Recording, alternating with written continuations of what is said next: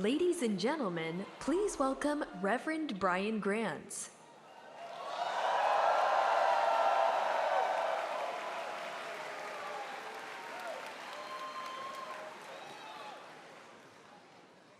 Weather prayers don't work. Greetings, sisters and brothers.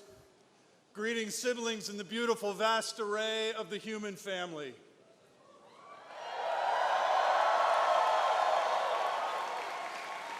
Greetings to you of many faith traditions, and greetings to you who profess none. Whether prayer is for you an encounter with the divine or a release of positive energy and intention into the universe, I ask that you join me in prayer today to receive the gift of this moment, to turn our hearts and minds evermore towards what is good and noble and just, and to bless Pete along with Chasten as they discern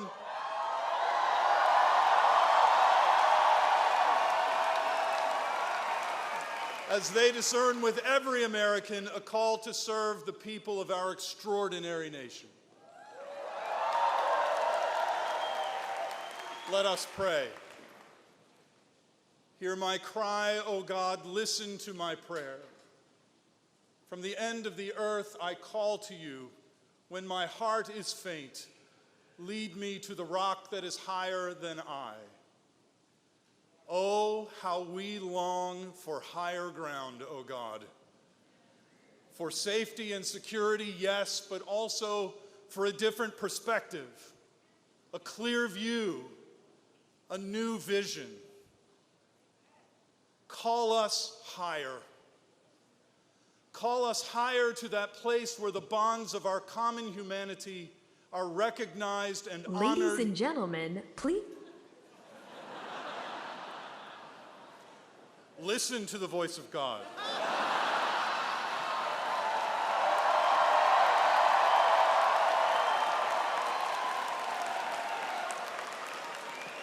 Call us to that place where the bonds of our common humanity are recognized and honored and celebrated across the full spectrum of human being. Call us higher. Call us higher to that place where the foundational ideals of liberty and justice for all are not perceived as existential threats to some who are privileged. Call us to that place where we find courage to lay down the rod of the oppressor when we find that we ourselves are holding it. Call us to that place where repentance and forgiveness are signs of strength. Call us higher. Call us higher to that place where our maturity will be judged, as the irrepressible Archbishop Desmond Tutu says, by how well we agree to disagree and yet continue to love one another. Continue to care for one another and cherish one another and seek the greater good of the other. Call us higher. Call us higher to that place of peace. Salam, shalom, or in Norwegian, fred. Because why not? Call us higher into human decency. Call us higher into the dream of God, into the healing embrace of a higher power, into cosmic capital G good, and on this Palm Sunday, as we are reminded, into the mind of Christ. Call us higher.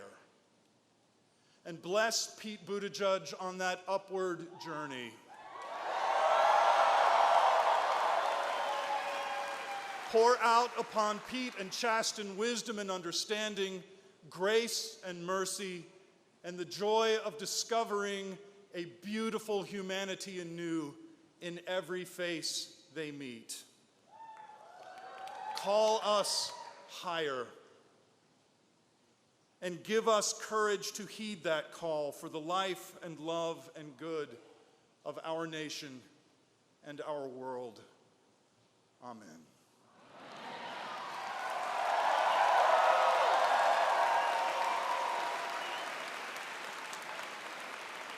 Please welcome, for the presentation of colors, members of the South Bend Fire Department Honor Guard.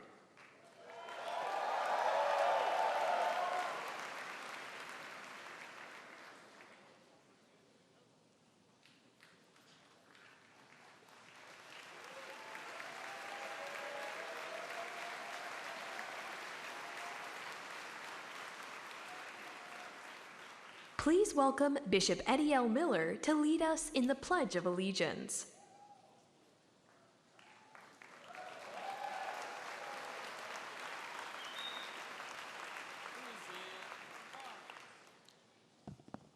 In a time of great divide, unfortunately, in our country, it gives me great honor to lead us in a unified fashion to our pledge of allegiance to our flag. Could we focus our attention on our flag as we do it together in a unified fashion? Thank you so much. I pledge allegiance to the flag of the United States of America and to the republic for which it stands, one nation, under God, indivisible, with liberty and justice for all. Thank you.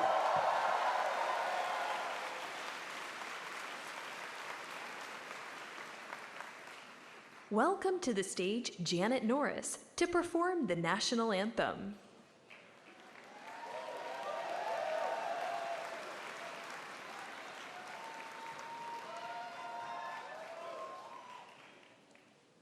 Oh, say, can you see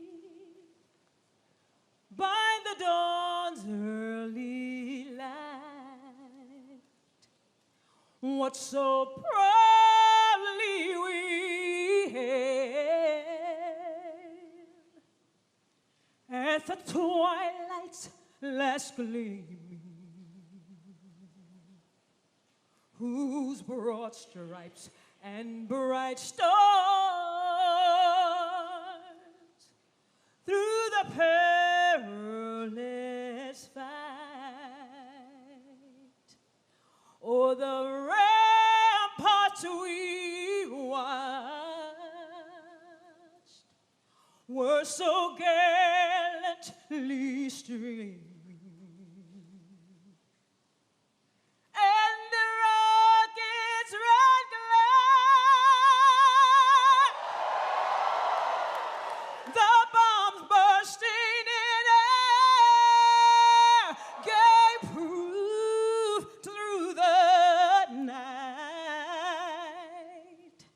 That our flag was still there.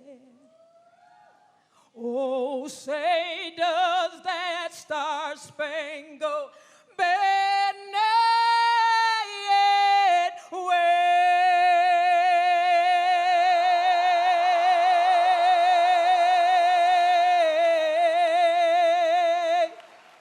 o'er the land of the free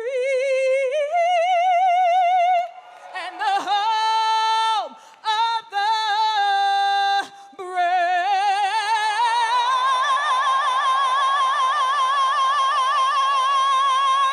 home of the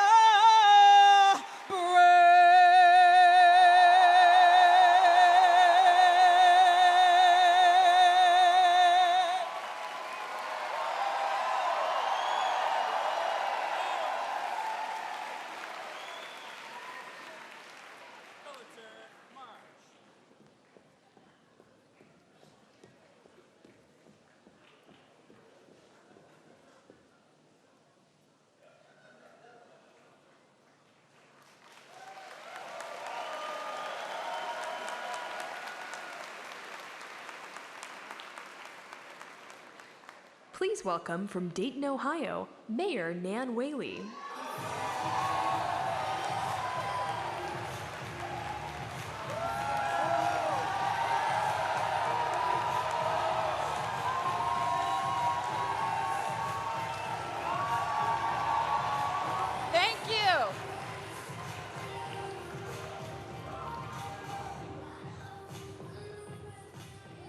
You all look amazing. You all look amazing.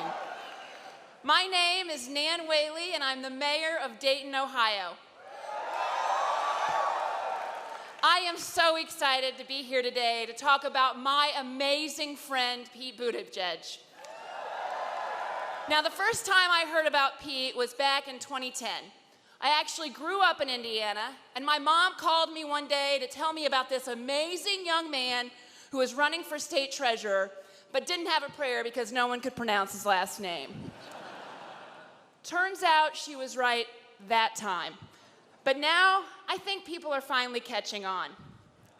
Now, I've gotten to know Pete and Chasten through mutual friends and through our work with the U.S. Conference of Mayors. And I am so excited that the rest of America is getting to know him too.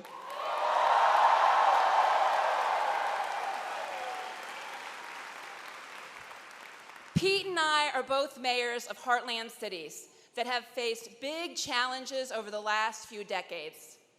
The past looms large in places like Dayton and South Bend, where much of our job as mayor involves shepherding our communities through a difficult transition. Cities like ours were long engines of opportunity for workers and families.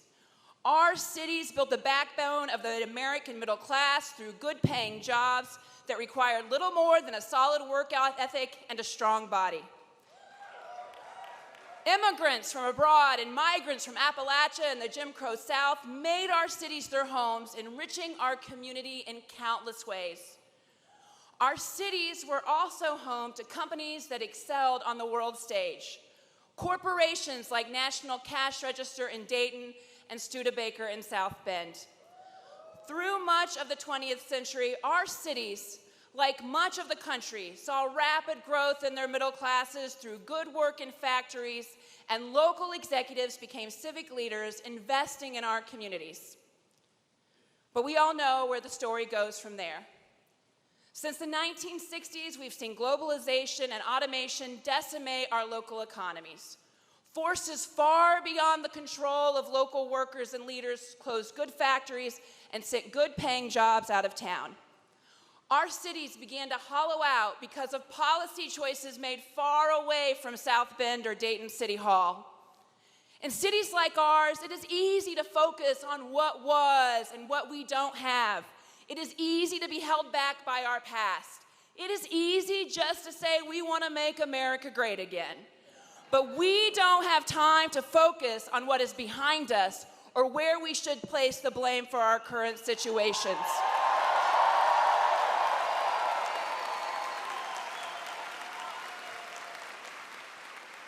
Instead, we have to do the real and hard work of figuring out where we go from here. Pete and I know that no one else is going to come in and save us. We have to confront these challenges ourselves head on and without flinching. Which is why I am so proud to support my friend Pete for President of the United States of America.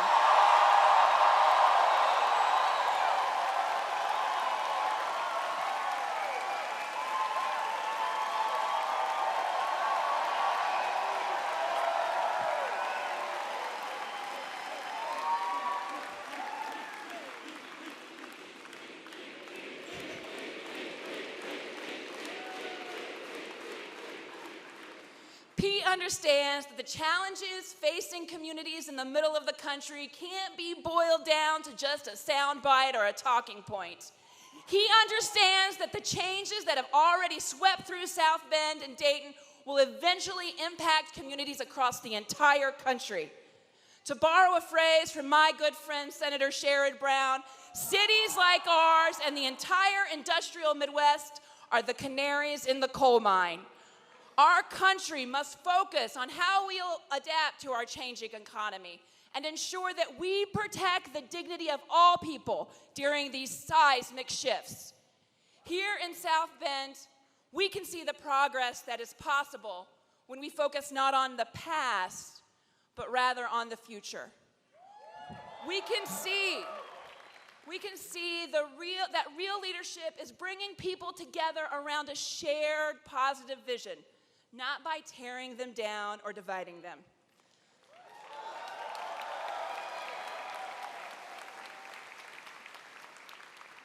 The very place we're standing helps to symbolize that. When Pete took office, this was an abandoned shell. Now it is a tech hub attracting major investment into South Bend. Pete didn't make empty promises to fill this space with factory jobs that no longer exist. Instead, he saw this piece of South Bend history as a symbol for its innovative future, one that strives to be more equitable and inclusive than our past.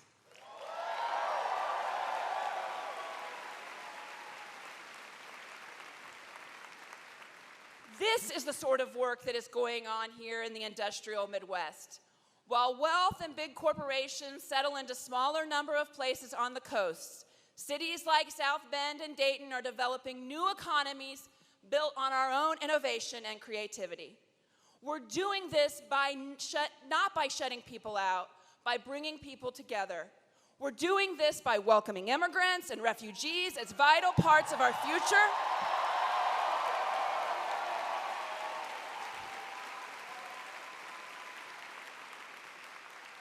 And we're doing this by working to lift up residents who have been here for the long haul and have historically been left behind.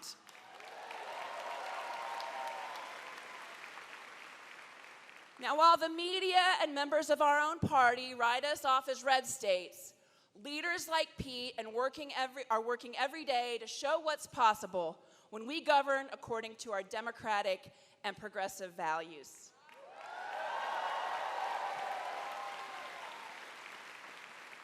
In Pete, we have someone who is both practical about what can be done, but visionary in what he believes can be accomplished in South Bend and across the United States. He's someone who is both a great friend to me, someone who is a compassionate leader for the everyday people who have elected him to office.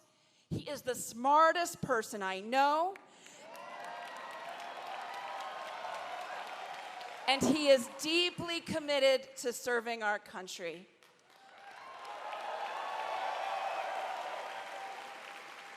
Folks, in short, he's the polar opposite in every way to Donald Trump.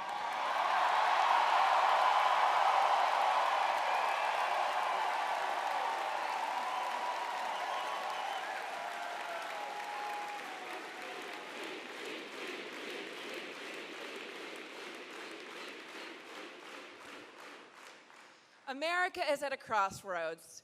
And what we need now is a new generation of leadership. What we need now is Pete Buttigieg.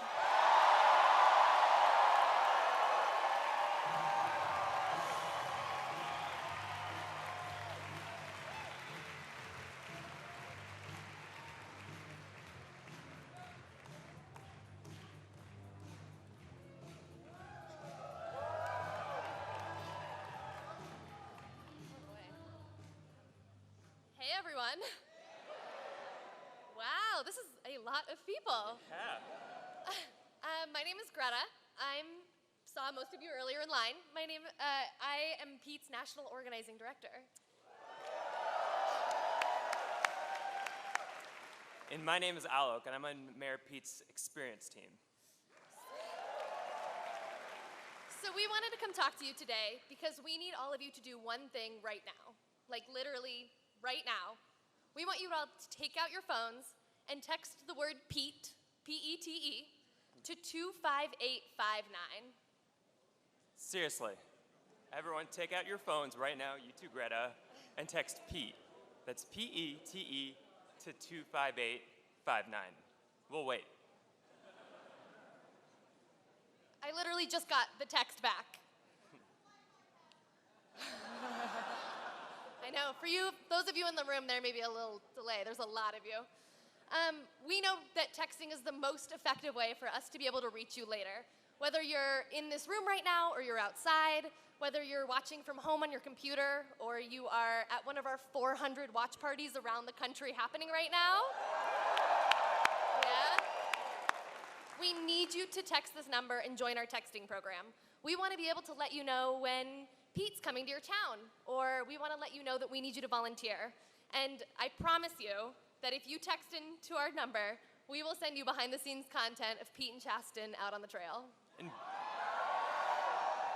And Buddy and Truman too, don't worry. So once again, text Pete to 25859. Tell your neighbors to text, tell your mom, tell your best friends, tell your best friends' best friends, tell everyone you know. This is how we get the word out about this campaign, and this is how we win this election. We know that we have so much momentum right now, right? You guys all feel it. We feel it. This is a very exciting time to be on Team Pete. But we need to make sure that we're not just, getting all this momentum and not doing anything with it. We need to organize. We have to take all the excitement around Pete, around this historic candidacy, around this campaign, and we need to turn it into action. And the best way for you to do that right now is to sign up for us to text you so we can let you know how you can get involved in this campaign. Absolutely. So thank you all for being here today. Thank you all for watching from home from across the country, and we cannot wait to see you out on the trail.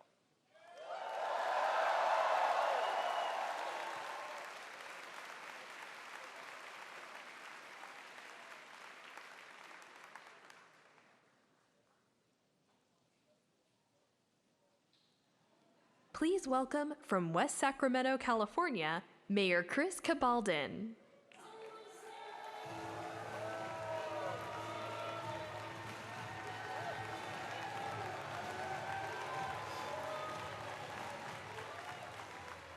Greetings from the West Coast, where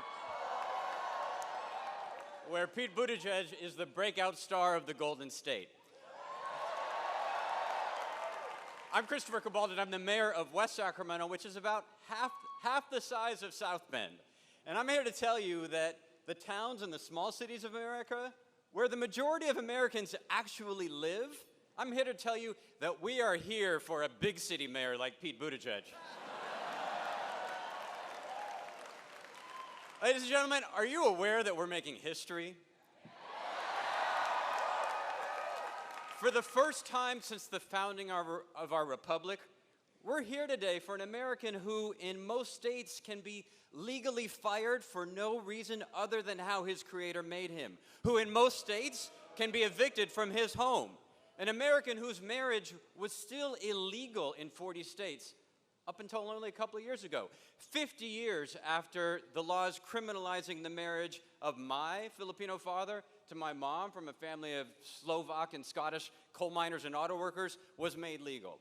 An American who federal policy so thoroughly dehumanizes down to the cellular level that Pete would be turned away at the Bloodmobile if, as mayor, he had to rush to the scene of a Pulse nightclub-style massacre in his own community to rescue the people he swore to protect. But for the first time in our nation's history, that American is also a top-tier major party candidate for president of the United States.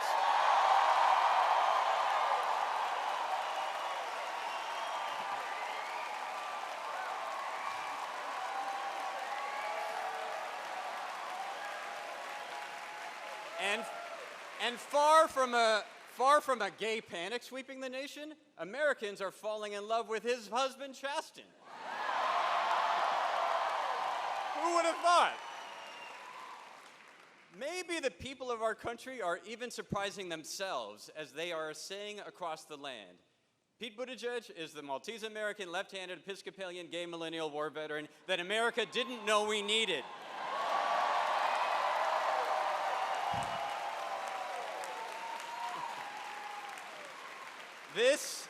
This is a historic moment that reveals how far a nation has to go, to be sure, but also that America never runs out of surprises, of leaps of faith, or better angels.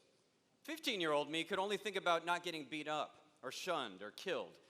Heck, even as chair of America's LGBT mayors, I couldn't have dreamed of this day 4 months ago. And now I'm as moved and inspired by my country's decisive embrace of Pete Buttigieg as I was when my own family and my friends hugged me even closer when I came out, as the voters of West Sacramento and South Bend re-elected their mayors with 70–80% of the vote when they heard their truth.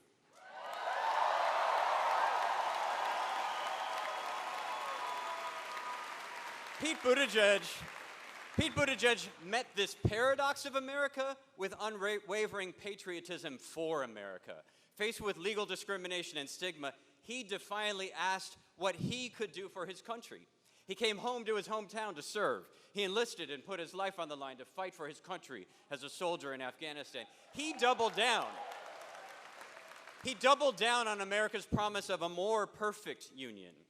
And in the face of the deepest kind of personal fear, he told his city, this city, exactly who he is, his innermost secret. And South Bend loved him even more for his trust and trusted him even more for his love.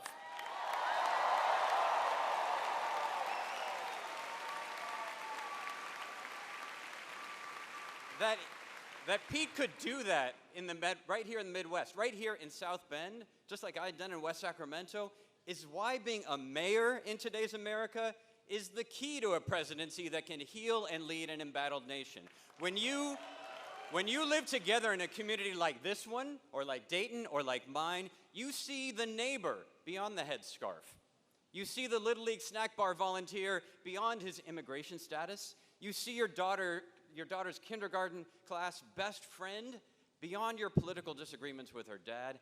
And as your neighborhood police officer rushes to your aid, you're not fazed that she's living with a different pronoun. Washington politicians and pundits talk about mayors like we're a different species, and you know what? Maybe they're right.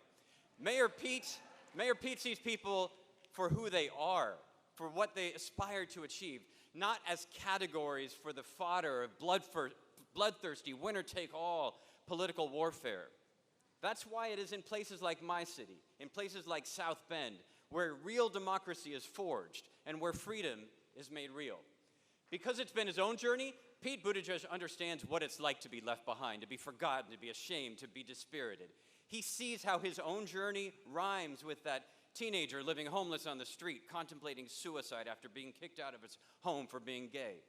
It rhymes with a woman getting paid 70 cents on the dollar, but still paying 100 cents on the dollar for her roof and food.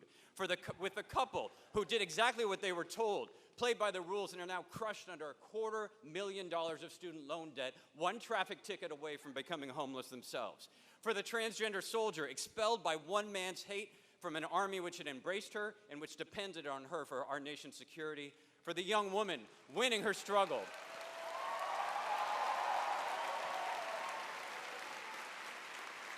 For the young woman winning her struggle with mental health challenges every day, but still living in the shadows, or the parents fighting a lonely battle just to give their son with autism just a fair chance. Or for the Muslim firefighter recoiling in fear every time the President of the United States inflames hate and incites violence. To the little boy who sees a president calling children who looks just like him animals, putting them in cages and taking them away from their parents forever.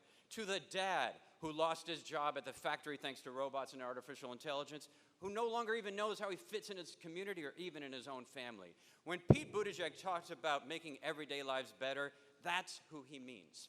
Pete is living the best.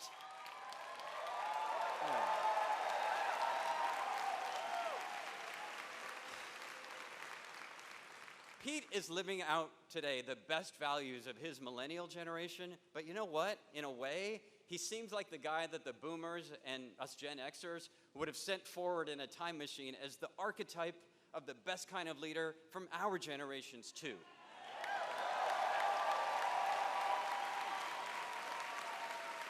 So yes, this is a historic day for Americans of every stripe and from every town. On the battleground and here on the home front, Pete Buttigieg has proven himself a leader who mobilizes us to turn challenge into triumph. And so today, we're turning moments into a movement. I'm ready to roll up my sleeves and get to work for Mayor Pete. Are you?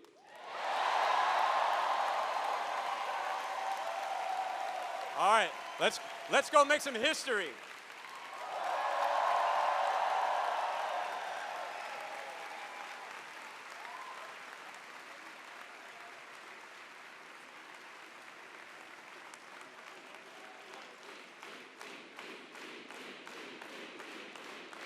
Please welcome Renee Ferguson.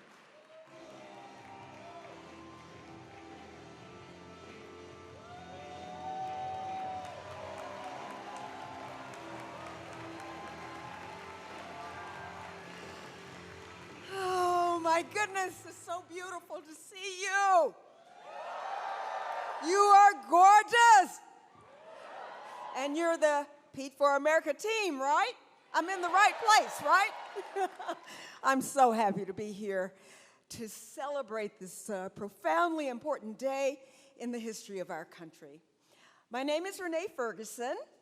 I'm retired now, but for 40 years I worked as a journalist for CBS News and for NBC Network News and local news in Chicago. And my late husband, Ken Smikle, started a publication called Target Market News that did some of the very first research on the consumer habits of African Americans. And so we both were pioneers in our lives. And our son, Jason, is here with us today. Jason, where are you? He told me he didn't want me to call him out, but he is the founder of I'm so proud, I can't help it. He's the founder of an international company that combines the work that his mom does and that his dad did. And he's been featured in Black Enterprise and in Forbes. And so anyway, bottom line is, yeah, it is, I know. He came to see me. We adopted Pete, our other son, about 18 years ago. So I won an award for reporting from the Kennedy School of Government at Harvard. And after the award ceremony, one of Pete's professors approached me to tell me about this terrific young man, and he said that he needed to learn how the American media worked, really, and he asked me to take Pete under my wing. So Pete applied for an internship, and of course, even though he wasn't a journalism major, somehow he got into the NBC internship program. And that summer, Pete showed up at work. His bags were packed, and he was ready to go. And I said, so, this is good. You found a place to stay? You know, he went to Harvard, right? I figured the kid had his I's crossed and his T's, his I's dotted and his T's crossed. Well, it turned out that he didn't have a place to stay. So guess what? He ended up staying in our guest bedroom for the summer. Pete was easy to adopt. His folks had already raised a magnificent young man.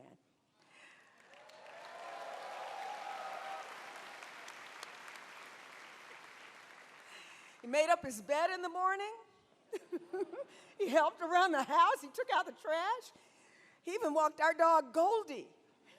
And she bit him when he first tried to pet her. But she came to love him. And on top of that, he was a great intern. Now, he asked some really tough questions about fact-based reporting. Tough questions about research techniques, about confirming information through sourcing, and about how to approach people who had undergone tragedy at the very worst times in their lives, how I was able to ask them to share that tragedy with me in front of lights and cameras. He asked me how I coped with what I was seeing and hearing, and how I managed the constant deadline pressure with collegiality in such a highly competitive environment. I watched him watching us, and I came to understand how truly special Pete Buttigieg was. When the internship was over, I couldn't say goodbye. My husband couldn't say goodbye. Our son Jason said, he can get out. He was a little jealous, being an only child. But in the space of a few months, we had come to love each other like family. And as joyous as this moment is, I can't help but think of the one major problem that I am already having to face. How do you get the name Buttigieg to become a household name in America? I have heard it mispronounced so many times by my colleagues in the media that even I, and I love them, Sometimes I just want to throw things at the TV, but then there is a small ray of hope because I remember discussing the very same kind of problem with another young up-and-coming politician who lived on my very street in Chicago.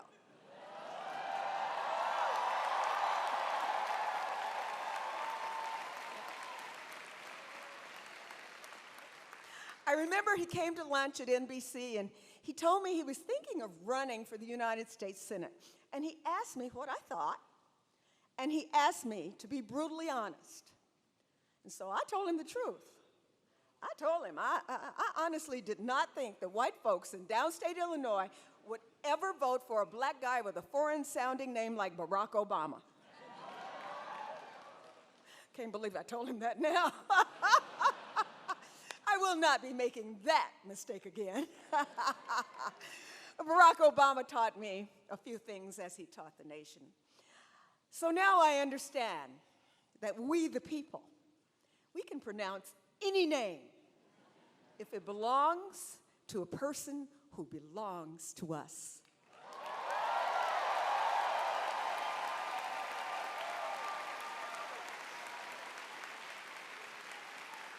We can pronounce any name.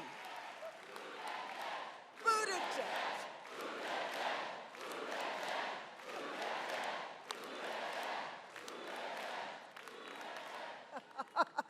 Yeah, we can. We can pronounce any name if it's the name of a person who's really got a heart and who's willing to share that heart with the rest of us. We can pronounce the name of a person who's the real deal.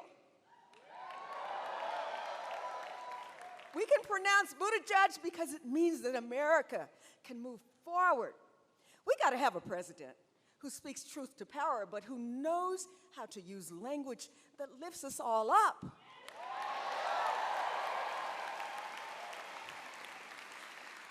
We got to have a president who knows how to finish what he starts. We got to have a president who knows how to get work done. And we know that Pete is relentless about getting stuff done on behalf of the people. He gets results, and we've seen that he gets results that provide low and moderate income people with housing that they can afford, and results that make sure that our veterans and their families are properly cared for. We got to have results that give every child an equal shot in an education. We got to have results that keep guns out of the hands of the mentally ill. We got to have results that make our urban streets safe, and results that engender confidence in the value of the dollar and the growth of our economy. Results that offer reward incentives and real industrial innovation incentives. Results that put music and art back in our schools.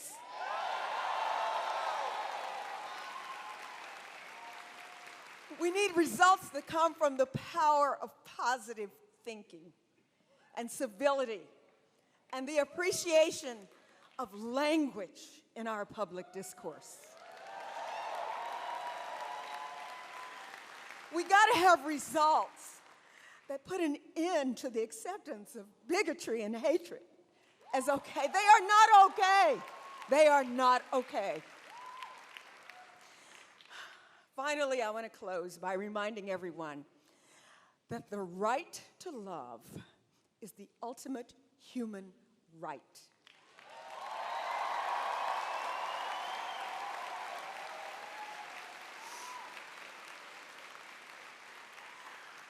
The right to marry who you love is the essence of freedom. And I am so proud of Pete and Chasten for their advocacy, for their courage and determination to live and love openly and fearlessly. They are a shining example for all the kids who don't fit in, for all the kids who are outsiders and who are different, those kids who look to Mayor Pete and Chasten and to progressives like us and say, if you're in America, it's okay. It's okay for all the boys and girls who are bullied because they look different or sound different or have dark skin and kinky hair. Mayor Pete and Chasten and the progressives they lead are here to say that's not right. Because being different in America is absolutely okay.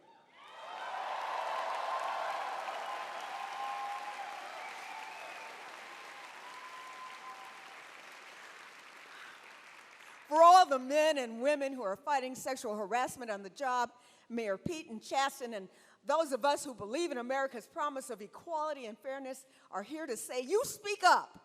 You speak out. Sexual harassment in the workplace is not okay.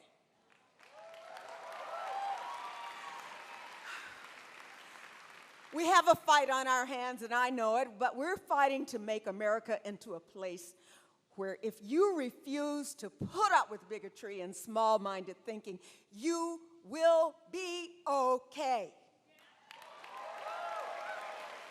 And I assume that you are here because you are ready to make Pete for America happen.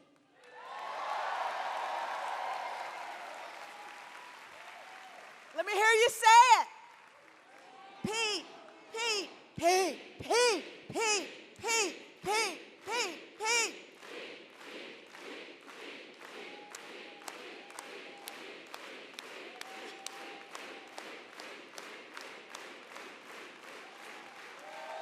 Thank you. Pete for America now.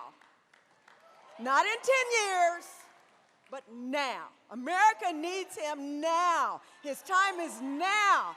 Our time is now, not tomorrow. We can't afford that. We can't wait any longer. One more time. Let's hear it.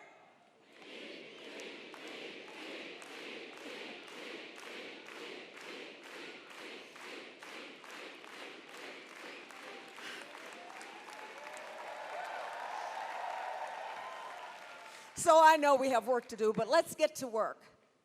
And let's pull together. And let's not let anything or anybody divide us or tear us apart. Now, I'm old, I'm 70, but y'all are young. And so with your generation's energy and my generation's experience, we can move this country forward.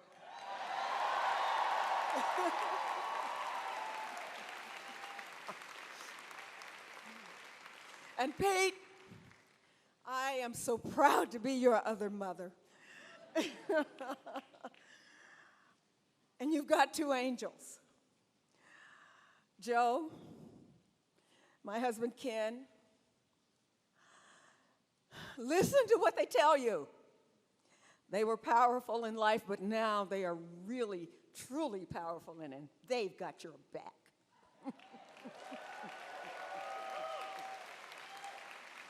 You know, some people call it intuition, but by the time you're my age, you know that that's God's voice speaking to your heart and mind, and you have to listen and act accordingly. I've seen him do it. I've seen him do this. So things fall in place when you do that.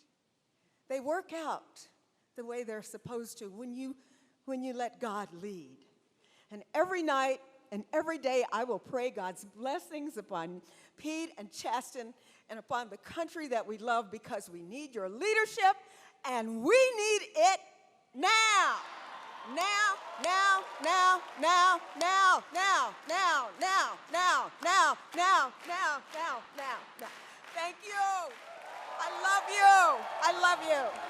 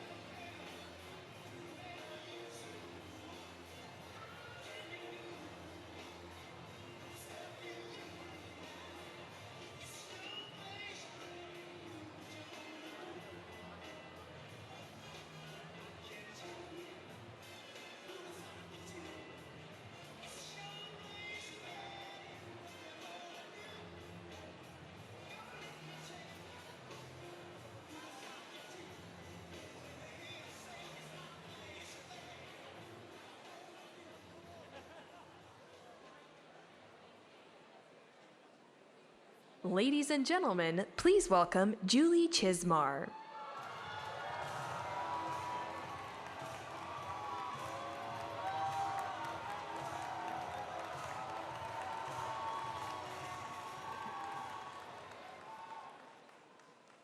It's an honor to be here with you today and a privilege to share with you all my stories about my former student and friend, Pete Buttigieg.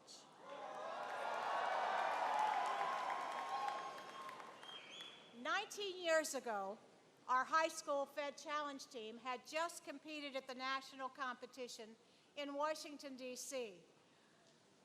One of the New York Fed organizers immediately approached me with this question: who was that? I responded simply, Pete Buttigieg. Remember that name.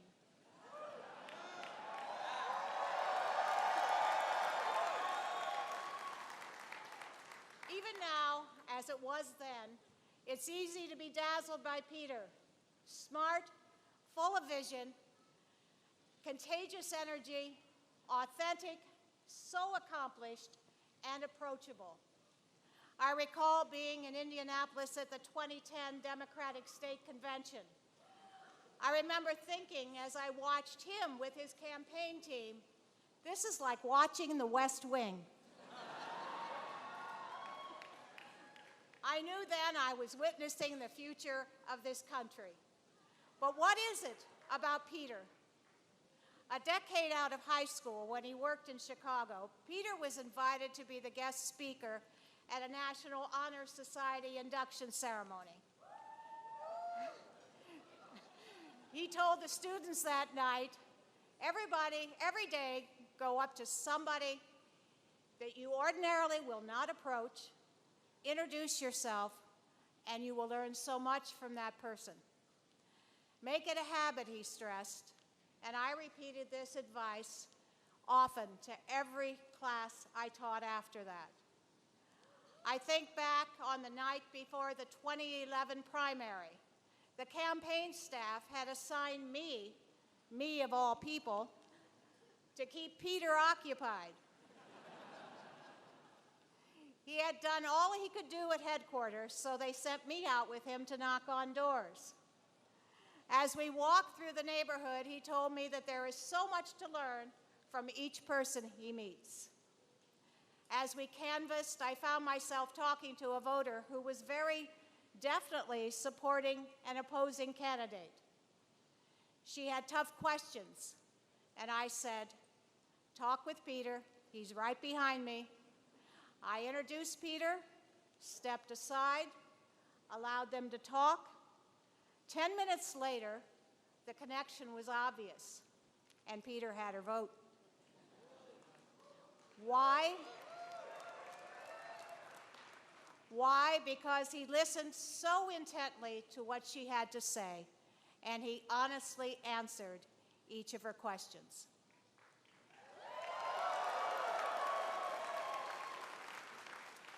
Later, as we knocked on doors on different sides of a street, I turned around and Peter was gone. It was a few moments before real worry began to set in. Had I lost him? Panic flooded over me as I imagined calling headquarters and saying, I lost the candidate. At last, I found him. Peter had been invited into a home and was doing what he does best, sitting down in genuine conversation and listening. But Peter is more than a sounding board.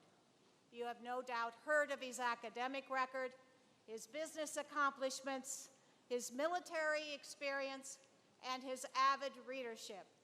He learned Norwegian so he could read his favorite author in the native tongue. Who does that?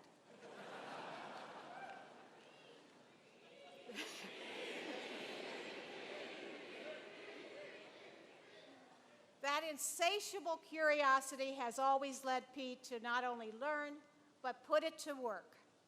In 2011, he was ready to offer his vision of a new South Bend. I remember being amazed at how he was able to take what he had learned about the world, about the past, about the present, and bring it here to his hometown. Older voters were ready to turn the leadership of South Bend over to a young mayor. We were not looking back, but looking forward.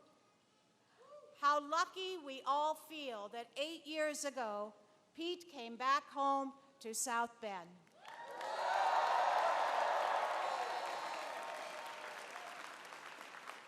Today, many voters my age are ready to pass the mantle to a new generation of vibrant, innovative, energetic leaders. We want our leaders who will protect our democracy, who will protect our environment for our children and our grandchildren, who will listen to everyone, even those that might disagree, who will give an honest answer to every question. America is thirsty for such a leader.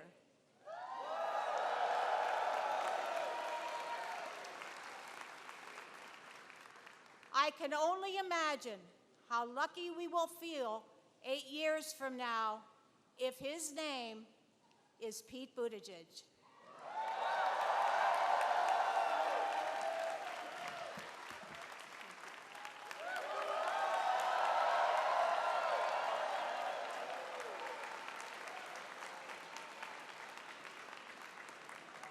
Please welcome from Austin, Texas, Mayor Steve Adler.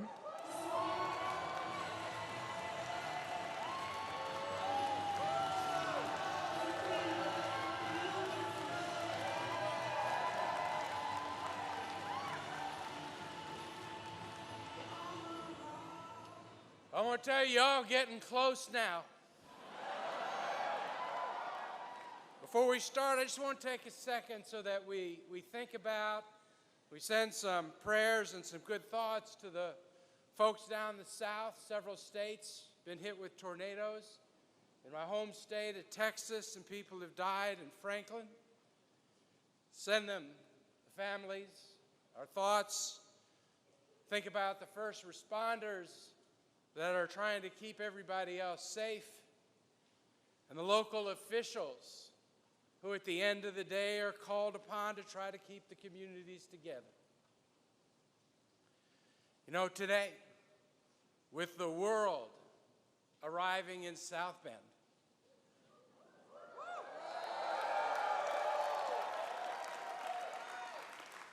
it is my honor to introduce my friend, my colleague as a mayor, and my mentor. In a day when government is so dysfunctional at the national level, so polarized in too many states, like my own state of Texas, it is local government where government works best.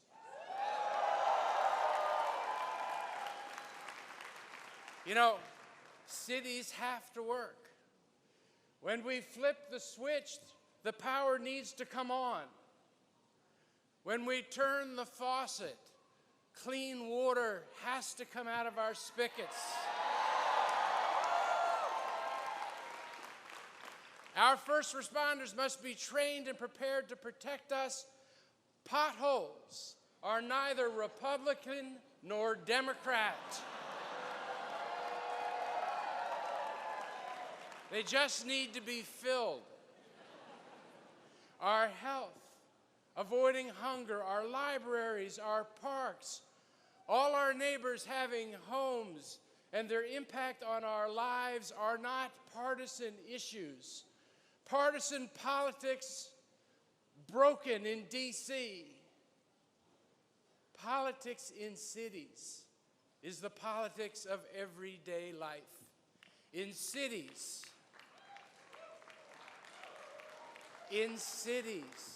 political issues are not abstract ideas. It is the stuff that hits home. It's the things that have real impact on people's lives. That's why in cities, leadership matters. At the local level, people expect their government and their mayors to work to get things done. I mean, can you even imagine the thought that someone would threaten, much less actually close down city government? No, no. And there are reasons why cities run well are our country's economic engines and our incubators of innovation. Cities are the everyday work of America's mayors. So when I was elected mayor of Austin, Texas, one of the largest, I'll take a cheer for Austin.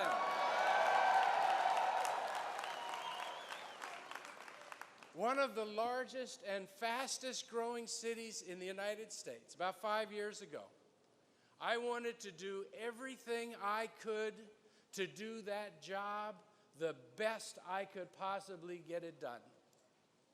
My predecessors told me to learn from the best. So when I joined with the 600, 700 or so mayors of the United States Conference of Mayors, I was looking around to find the best, the smartest, the most innovative, the most effective, the most trusted and popular in their communities, with the strongest moral compass, the most empathetic, the best communicators, the strongest leaders.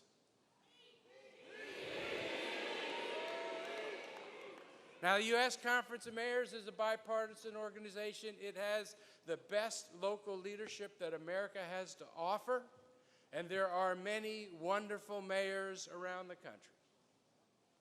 But the person I chose as my mentor, the person that stood out among all the mayors from all over the country, someone I chose to emulate and learn from, was known to the mayors simply as Mayor Pete.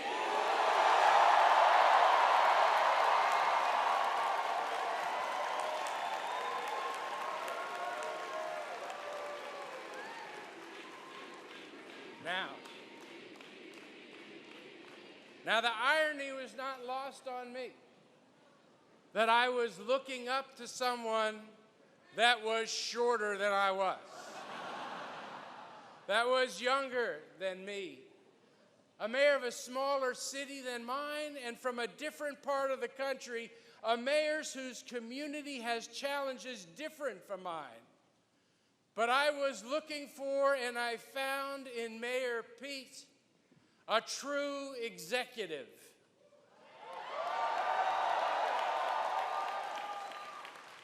A mayor whose skills and talents transcended all of that. Mayor Pete is a mayor's mayor. He is a mayor among mayors. I am standing here today with other mayors because we know something this country needs to know. And we are in a unique position to know it. We can answer the question that many in America are asking. Yes, America. Mayor Pete is really that special.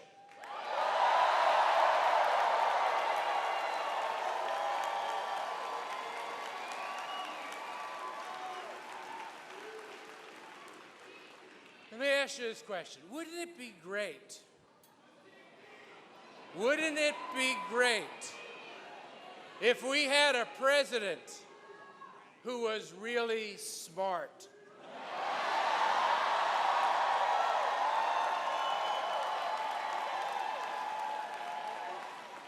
I mean, really, really, really smart. Somebody who spoke multiple languages, including having a beautiful command of English.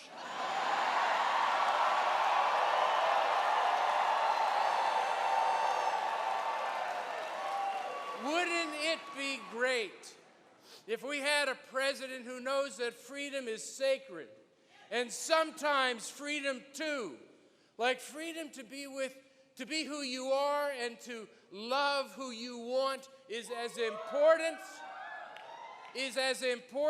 as freedom from someone you fear. Who helps us understand and grow from what we fear, instead of weaponizing fear for political gain. Wouldn't it be great if we had a president who was genuinely humble? Who knows good policy cannot be uncoupled from facts and science? Who stands for democracy and knows that our country's march toward progress happens when we increase access to the ballot, and that wealth inequality threatens that very democracy.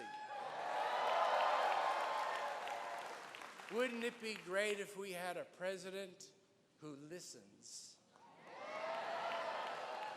and actually answers questions, and in his answers teaches us something about nuance? Somebody we would want our children to emulate, a person who rallies our bitter souls. Wouldn't it be great if we had a president who was of a generation that will actually live with the consequences of the decisions that we make today?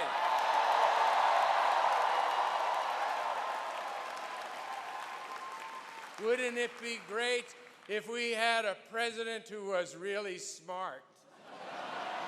Did I already say that? And we know it not because he says he's smart,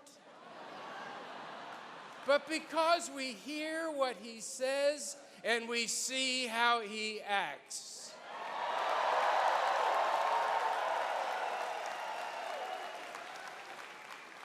Wouldn't it be great if we had a president who fought and stood for our security?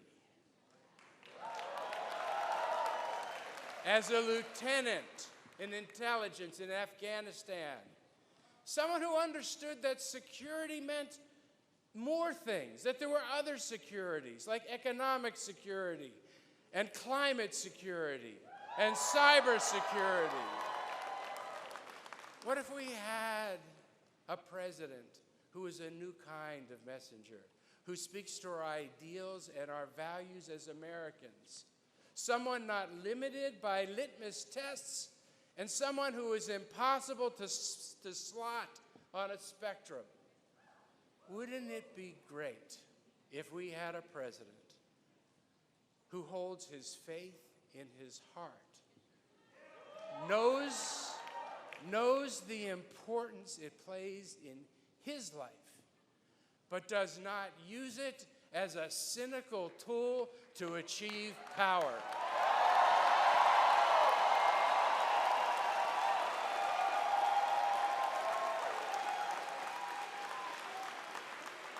And wouldn't it be great if we had a president who was thoughtful, rational, intelligent, deliberate, who simply told us the truth?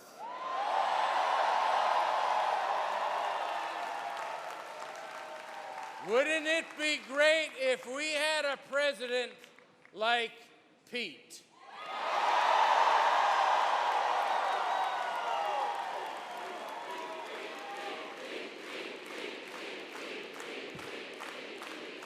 Ladies and gentlemen, I am proud to introduce someone I know as a mayor and a man, the next president of the United States of America, Mayor Pete Buttigieg.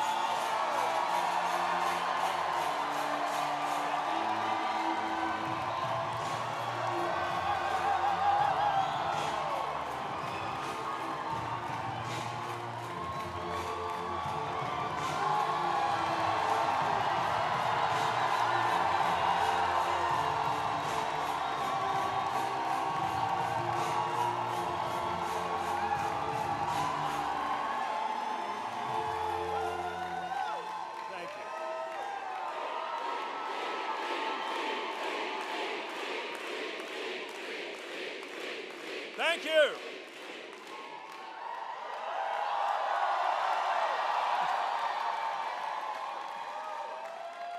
Hello, South Bend.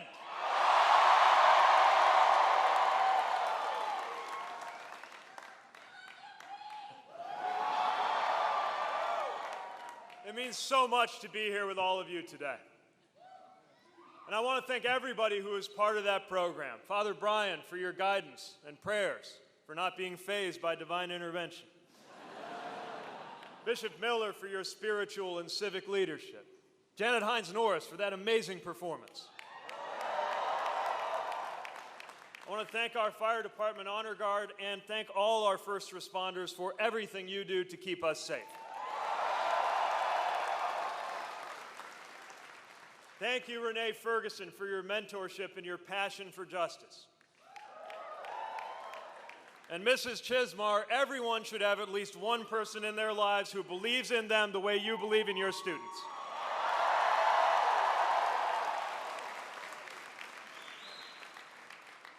To my fellow mayors, Mayor Cabalden, Mayor Whaley, and Mayor Adler, extraordinary leaders in the community of mayors as well as in their own cities, and all of the current and former mayors here today, I thank you for your service at a time when local leadership has never mattered more.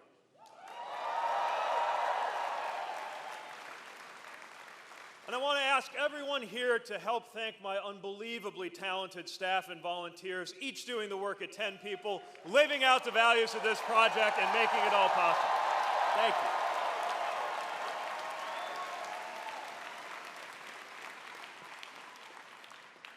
Thank you to my mom, who is here physically, and my dad, who is here in more ways than he could have ever imagined.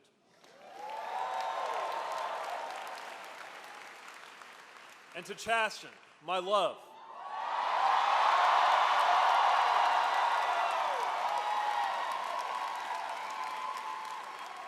Yeah, I'm pretty fond of him too.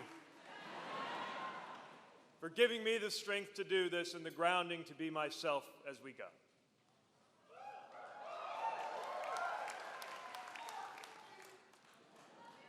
For everyone from around South Bend joining us today, thank you for giving me the chance to be Mayor Pete.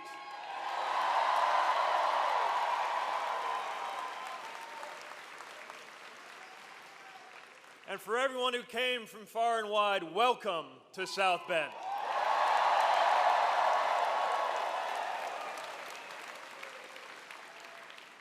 It is a source of deep pleasure to be able to share our hometown with you.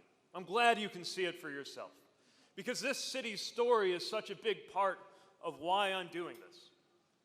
I grew up in South Bend, in the same neighborhood where Chasten and I live today with our two dogs, Buddy and Truman.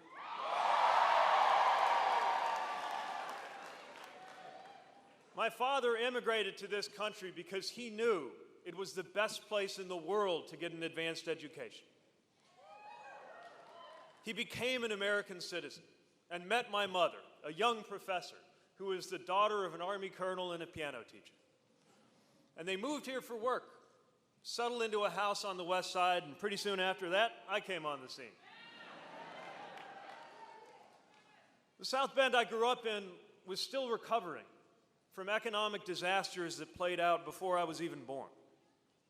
Once in this city, we housed the companies that helped power America into the 20th century. Think of the forces that built this building we're standing in now, and the countless others like it now long gone. Think of the wealth that was created here. Picture the thousands of workers who came through these doors every day and the thousands of families that they provided for. And think of what it must have been like that day in 1963 when the great Studebaker Auto Company collapsed and the shock brought our city to its knees.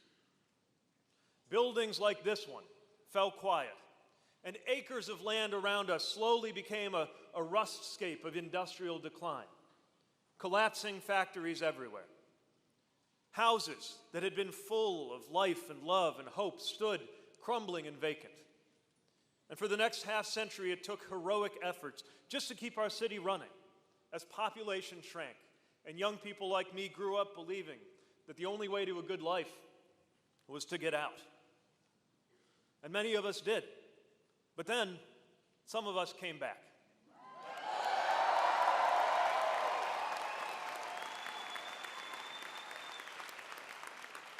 We wanted things to change around here.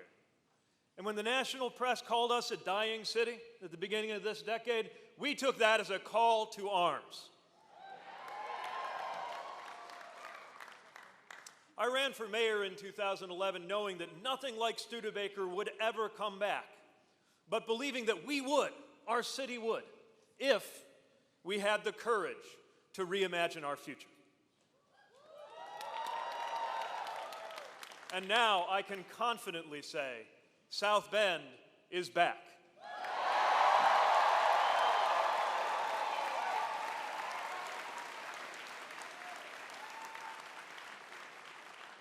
More people are moving into South Bend than we've seen in a generation. Thousands of new jobs have been added in our area, billions in investment. Now, there's a long way for us to go, but we have changed our trajectory and shown a path forward for communities like ours. And that's why I'm here today, to tell a different story than Make America Great Again. Because there's a myth being sold to industrial and rural communities. The myth that we can stop the clock and turn it back.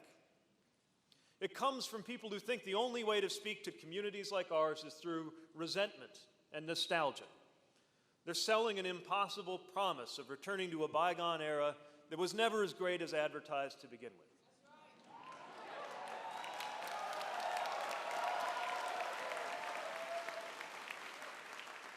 The problem is that they're telling us to look for greatness in all the wrong places.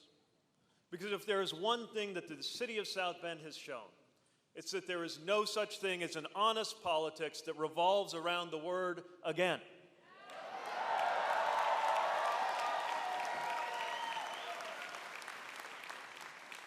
It is time to walk away from the politics of the past and towards something totally different.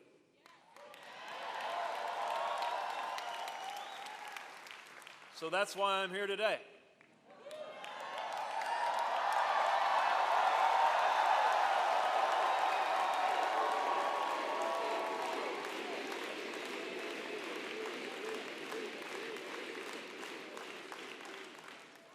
I'm here to join you to make a little news.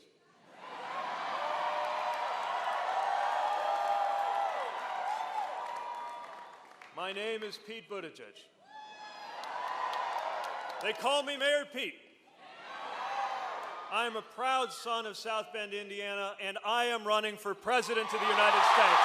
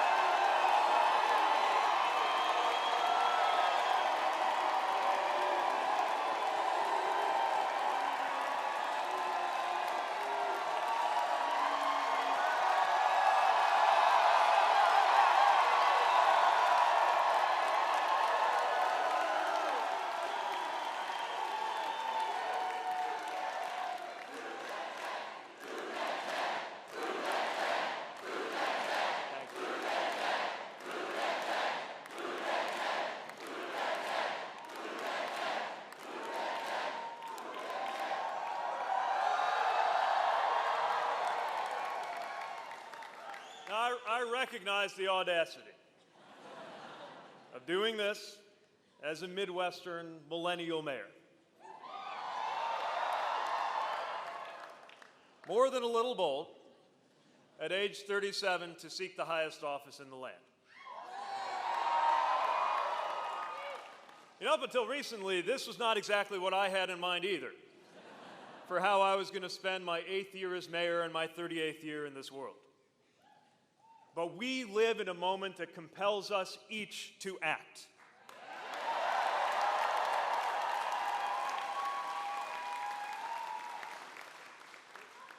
The forces changing our country today are tectonic. Forces that help to explain what made this current presidency even possible. That's why this time it's not just about winning an election. It's about winning an era.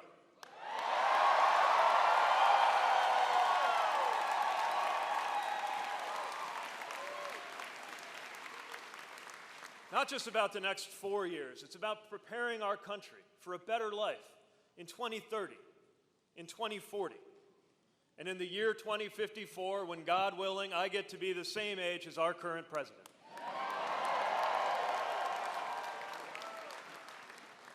I take that long view because I have to. I come from that generation that grew up with school shootings as the norm. The generation that produced the bulk of the troops in the post-9/11 conflicts. The generation that is going to be on the business end of climate change for as long as we live.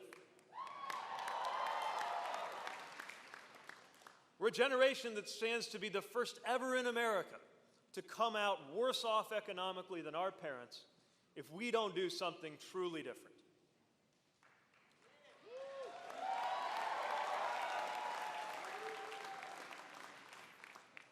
This is one of those rare moments in between whole eras in the life of our nation. I was born in another such moment in the early 80s, when a half-century of New Deal liberalism gave way to 40 years of Reagan-style supply-side conservatism that created the terms for how Democrats as well as Republicans made policy. And that era, too, is now over.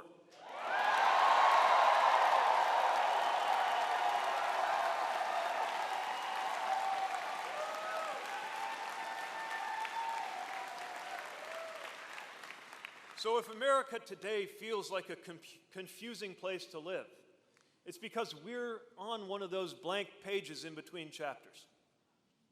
Change is coming, ready or not. The question of our time is whether families and workers will be defeated by the changes beneath us, or whether we will master them and make them work toward a better everyday life for us all.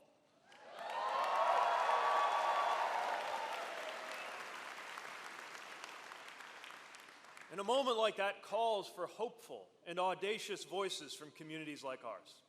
And yes, it calls for a new generation of leadership in this country.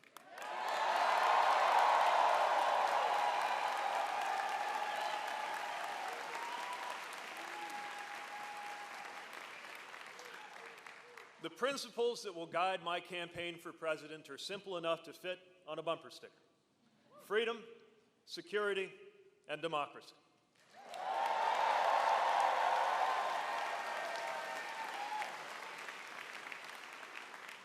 First comes freedom, something our conservative friends have come to think of as their own. But let me tell you, freedom does not belong to just one political party. Freedom has been democratic bedrock ever since the New Deal. Freedom from what? Freedom from fear. Our conservative friends care about freedom, but they only make it part of the way. They only see freedom from. Freedom from taxes, freedom from regulation. As though government were the only thing that can make somebody unfree. But it's not true. Your neighbor can make you unfree. Your cable company can make you unfree. Your freedom depends on a lot more than just the size of your government. Healthcare is freedom. Because you're not free if you can't start a small business when leaving your job means losing your health care.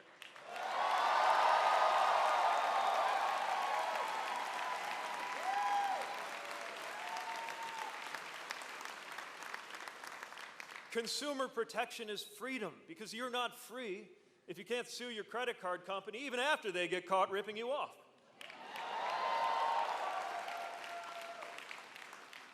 Racial justice is freedom, because you're not free if there's a veil of mistrust between people of color and the officers sworn to keep us safe.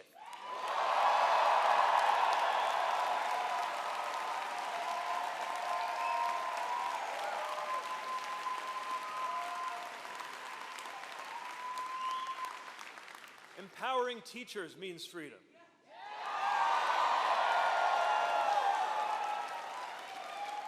Because you're not free in your own classroom if your ability to do your job is reduced to a number on a page.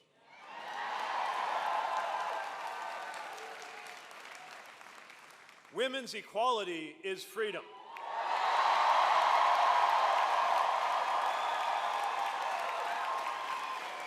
Because you're not free if your reproductive health choices are dictated by male politicians or bosses.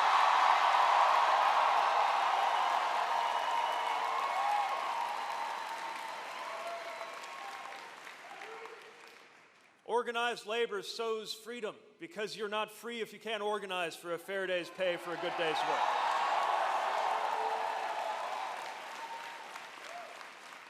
And take it from Chasten and me, you're not free if a county clerk gets to tell you who you ought to marry because of their idea of their political beliefs.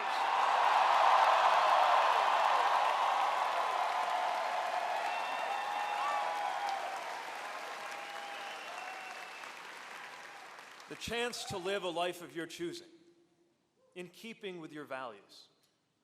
That is freedom in its richest sense. And we know that good government secures freedom just as much as bad government denies it. Now let's talk about security. The idea that security and patriotism belong to one political party needs to end today.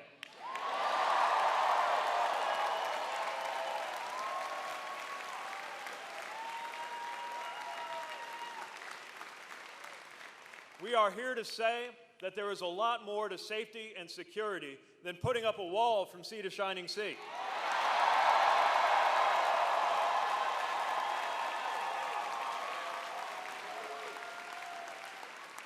To those in charge of our border policy, I want to make this clear. The greatest nation in the world should have nothing to fear from children fleeing violence, and even more importantly,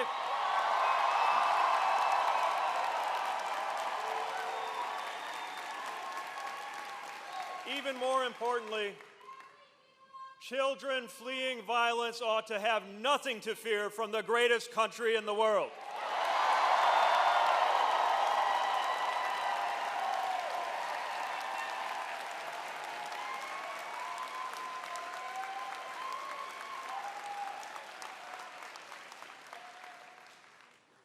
Security means cybersecurity.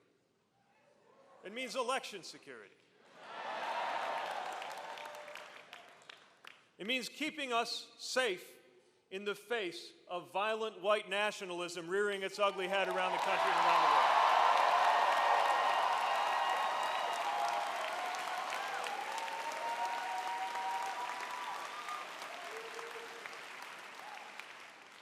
And let's pick our heads up to face what might be the greatest security issue of our time, climate change and climate disruption.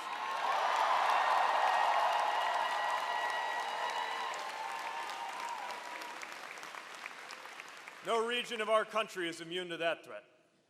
We've seen it in the floods in Nebraska, the tornadoes in Alabama, the hurricane in Puerto Rico, and the fires in California. We saw it right here in this city, where as mayor, we had to fire up the operations center, the emergency operations center of this city twice in 2 years. First came a 1,000-year rainfall, and then came a 500-year river flood, 18 months apart. Now, by my math, the chance of that happening is about 125,000 to 1. So either we should all be heading down to Four Winds later to try to recreate those odds on the slots, or something is changing around us. And we're not even having a contest over whose climate plan is better, because only one side brought forth any plans at all.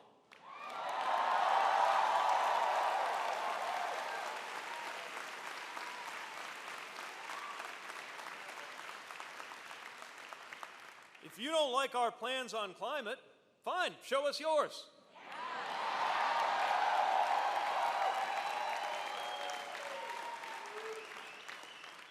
Our economy is on the line, our future is on the line, lives are on the line. So let's call this what it is: climate security, a life and death issue for our generation.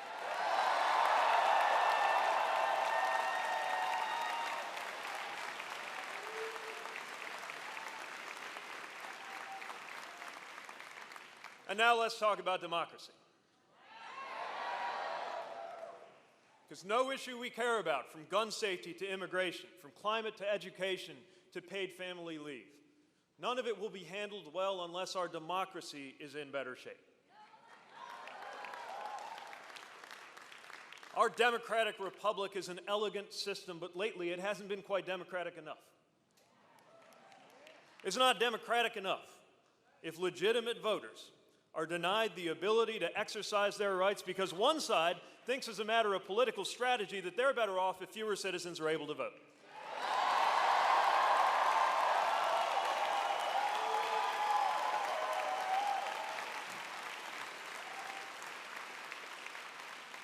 It is hardly a democracy if Citizens United means that dollars can drown out the will of the people.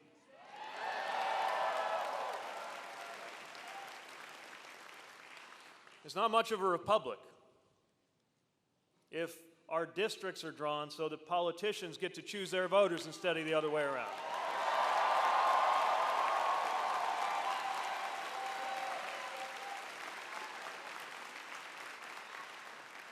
It's nowhere near the democracy that I swore to protect with my life when U.S. citizens from Washington, D.C. to Puerto Rico don't even have the same political representation as the rest of us.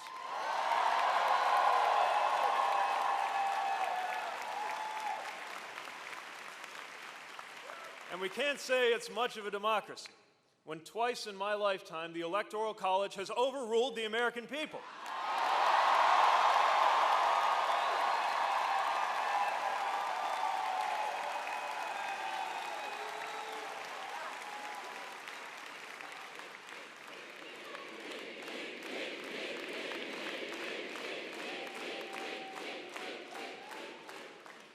Why should our vote in Indiana only count once or twice in a century? Or your vote in Wyoming or New York? So let's make it easier to register and to vote. Let's make our districts fairer. Let's make our courts less political. Our structures more inclusive. And yes, let's pick our president by counting up all the ballots and giving it to the woman or man who got the most votes.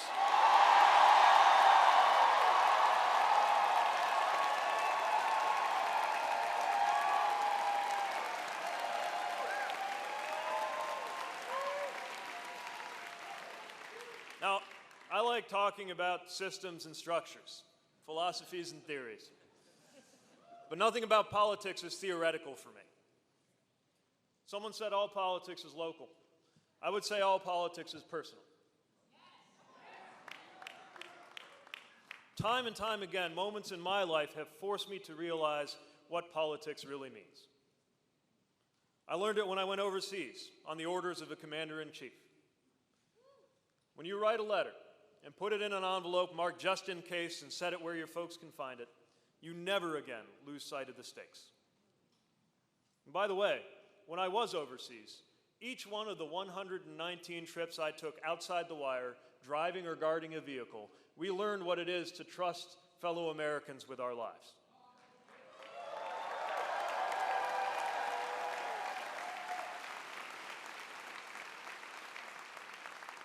The men and women, the soldiers, sailors, airmen and Marines and civilians who got in my vehicle, they didn't care if I was a Democrat or a Republican. They cared if I'd selected the route with the fewest IED threats, not whether my father was documented or undocumented when he immigrated here.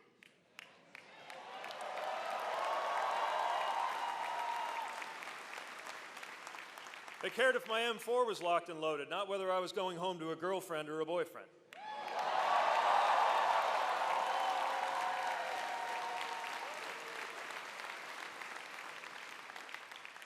They just wanted to come home safe like I did.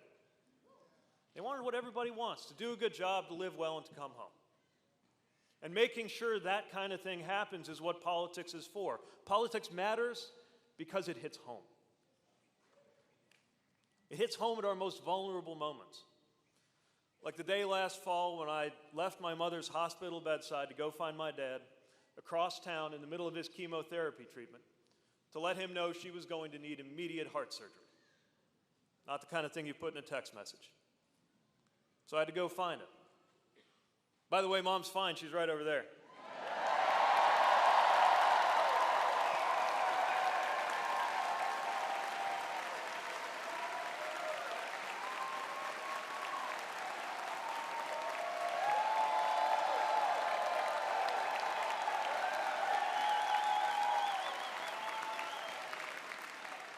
right over there with my amazing in-laws, but that's a different story.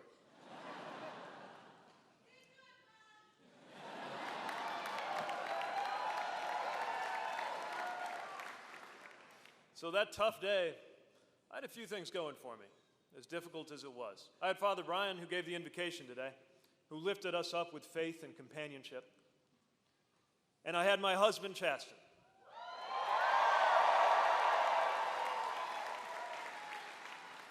He was right there at the hospital. He stayed there. He was at the hospital where he belonged, because in the eyes of the hospital and the state and the law, he was not just someone I loved, he was my lawfully married spouse.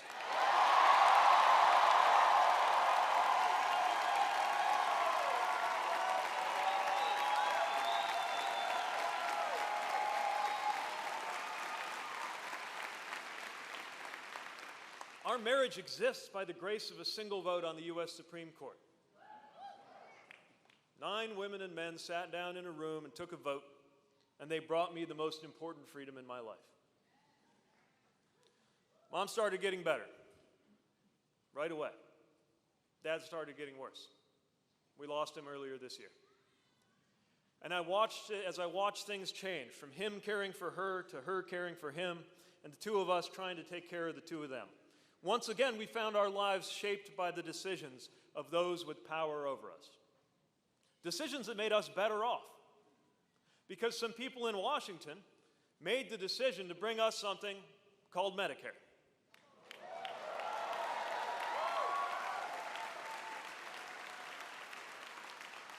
So when I think about how we had to navigate those tough family decisions, I think about how fortunate we were that all we had to think about was what was right medically for Mom and Dad both, not whether our family was going to go bankrupt over this. That's how government touches our lives.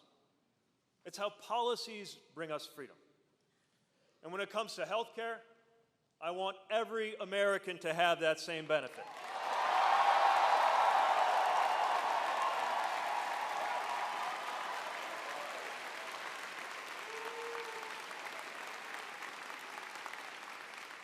This is why Washington matters.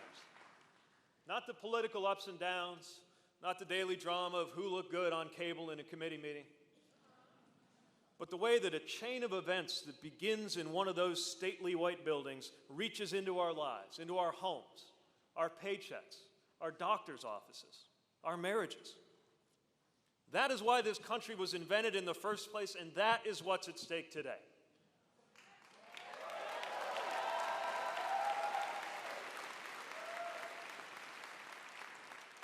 At least that's how it's supposed to work. When something is grotesque, it's hard to look away. And the horror show in Washington is mesmerizing. It's all-consuming. But starting today, we're going to change the channel.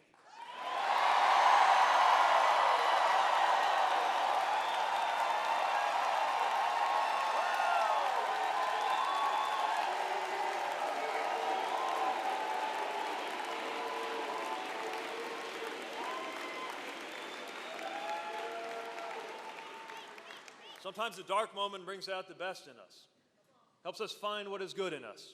Dare I say, what is great in us. Because I do believe in American greatness. I believe in American values. And I believe that we can guide this country and one another to a better place. After all, running for office is an act of hope.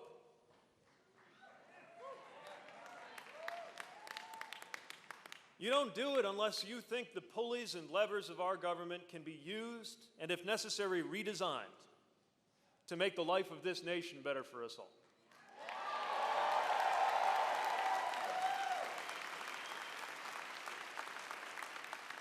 You don't do it unless you believe in the power of a law, a decision, sometimes even just a speech, to make the right kind of difference, to change our lives for the better, to call us to our highest values. Things get better if we make them better.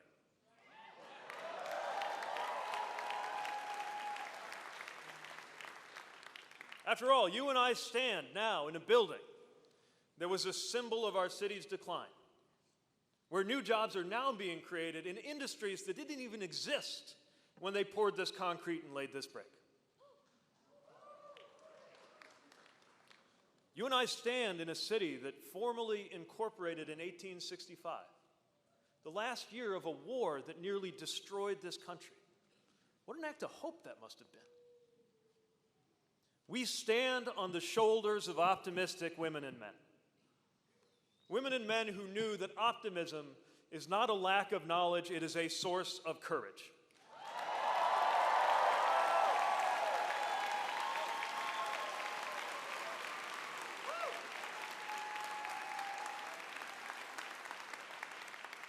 And it will take courage to move on from our past. We're not going back. You know, if I did get a chance to go back, it wouldn't be out of a desire to live in that past. If I went into the past, I'd go just 20 years back. So I could find a teenage boy in the basement of his parents' brick house, thinking long thoughts as he played the same guitar lick over and over again on his little Stratocaster, wondering how he could belong in this world. Wondering if his intellectual curiosity means he'll never fit in. Wondering if his last name will be a stumbling block for the rest of his life. Wondering what it means when he sometimes feels a certain way about young men he sees in the hall at school. If it means he'll never wear the uniform, never be accepted, never know love. If I found him and told him what was ahead, would he believe me?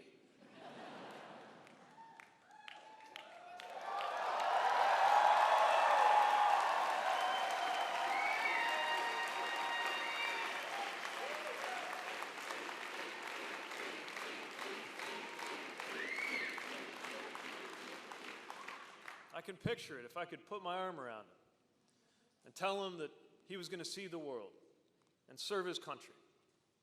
That he would not only find belonging in his hometown, but be entrusted by its citizens with the duty of leading it and shaping it.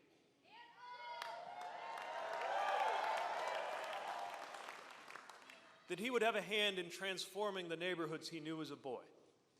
And that he would help the lights come back on in that giant factory whose broken windows loomed like the faces of a ghost over the ballpark where his dad used to take him to games, where he wondered if this city was his own. To tell him that he'll be all right. More than all right. To tell him that one rainy April day, before he even turns 40,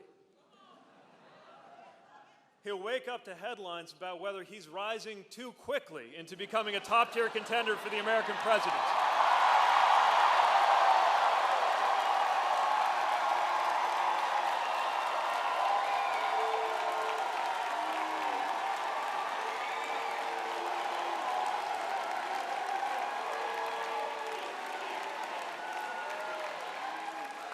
And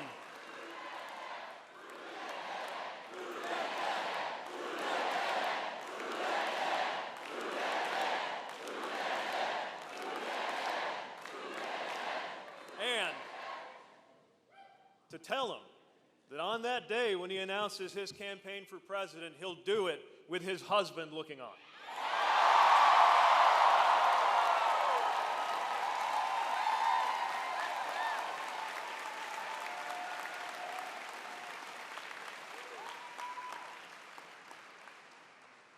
How can you live that story and not believe that America deserves our optimism, deserves our courage, and deserves our hope?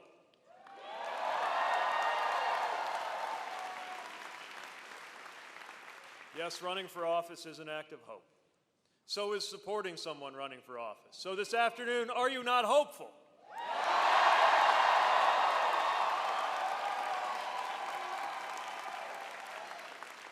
Do we not live in a country that can overcome the bleakness of a challenging and divided moment? Are you ready to turn the page and start a new chapter in the American story?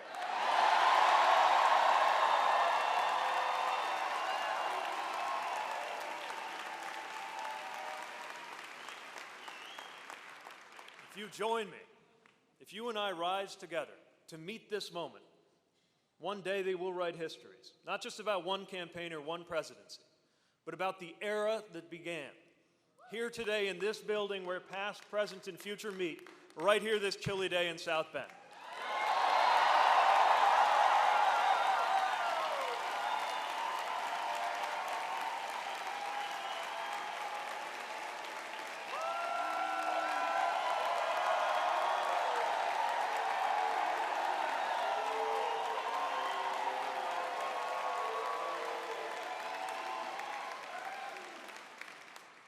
It's a little cold out. It's a little cold inside, too. But we've had it with winter. You and I have the chance to usher in a new American spring.